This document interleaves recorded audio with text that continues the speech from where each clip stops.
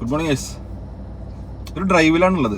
അപ്പോൾ അതിലിടക്ക് നമ്മുടെ കൂട്ടുകാരൻ ഒരു സംശയം പോലെ എന്നോട് ചോദിച്ചൊരു കാര്യം, 2030 പോർച്ചുഗലിന്റെ ഫ്ലെക്സ് അധികം നമുക്ക് കാണാൻ പറ്റുമോ എന്നുള്ളൊരു ചോദ്യം.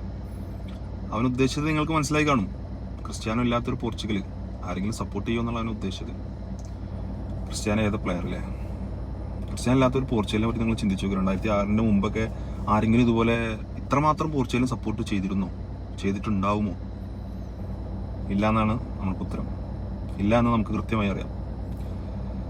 2030 എന്തായിരിക്കും അവസ്ഥ? ഇനിയിപ്പോൾ ക്രിസ്ത്യാനോ ജൂനിയർ, അദ്ദേഹത്തിന്റെ മകനുണ്ടെങ്കിൽ പോലും ക്രിസ്ത്യാനോയുടെ ആ ഒരു ഇമ്പാക്ട് ഇനി നമുക്ക് കിട്ടുമോ?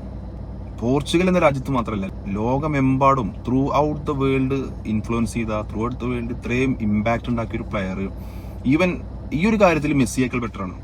ആരാണ് ഗോട്ട് എന്ന് നമ്മളിങ്ങനെ ഡിസ്കഷൻ ചെയ്യാറുണ്ടെങ്കിൽ പോലും ഇത്രയും ആളുകളെ ഇൻഫ്ലുവൻസ് ചെയ്ത ഒരു പ്ലെയർ ആരെന്ന് വെച്ച് കഴിഞ്ഞാൽ one of the best sportsman അത് ക്രിസ്ത്യാനോ തന്നെയാണ്. അതിൽ യാതൊരു സംശയമില്ല. അപ്പോൾ ക്രിസ്ത്യാനോ ഇല്ലാത്തൊരു പോർച്ചുഗലിനെ ആരെങ്കിലും സപ്പോർട്ട് ചെയ്യുമോ ഇല്ലേ എന്നുള്ളത്.